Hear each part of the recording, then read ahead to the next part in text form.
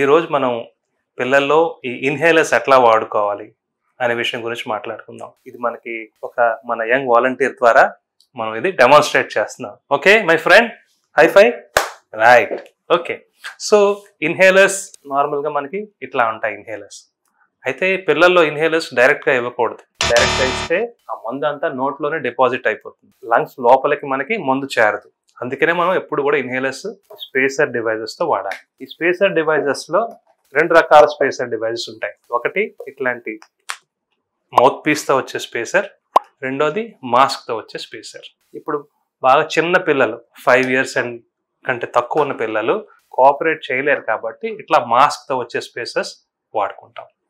So ఇట్లా మాస్క్తో వచ్చే స్పేసర్ని చూస్తే ఇక్కడ ఇన్హేలర్ పెట్టడానికి ఒక స్లాట్ ఉంటుంది, ఇక్కడ ఒక లాక్ ఉంటుంది, అట్లాగే ఇక్కడ ఒక మాస్క్ ఉంటుంది. సో ఇన్హేలర్ వాడేటప్పుడు ఫస్ట్ దీన్ని జెంట్లీగా ఒక 4-5 సార్లు షేక్ చేసుకోవాలి.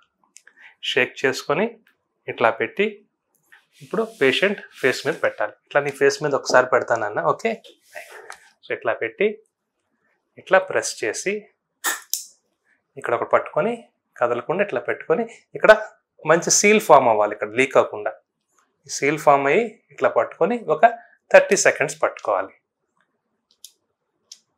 సో ఈ టైంలో ఇంపార్టెంట్ ఏంటంటే నువ్వు నార్మల్గా తీసుకో బ్రీతింగ్, ఓకేనా? ఫాస్ట్గా తీసుకోవాల్సిన అవసరం లేదు. సో అది చాలా ఇంపార్టెంట్, ఎందుకంటే ఒకసారి పెట్టగానే పిల్లలు బ్రీతింగ్ చాలా ఫాస్ట్గా తీసుకుంటారు.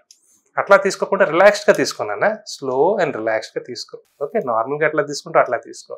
So 30 seconds అయిపోతుందగానే తీసేసేయచ్చు.